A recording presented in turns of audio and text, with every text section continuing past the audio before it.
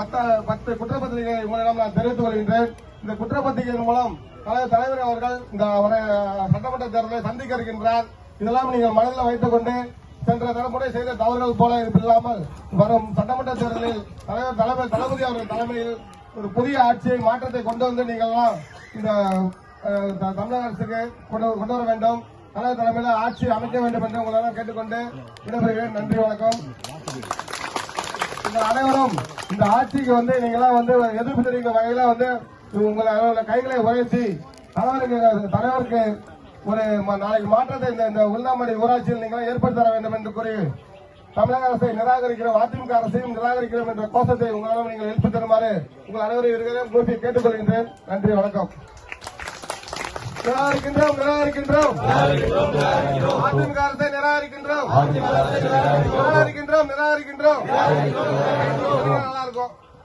நிராகரிக்கின்றோம் அதிமுக அரசை நிராகரிக்கின்றோம் அதிமுக அரசை நிராகரிக்கின்றோம்.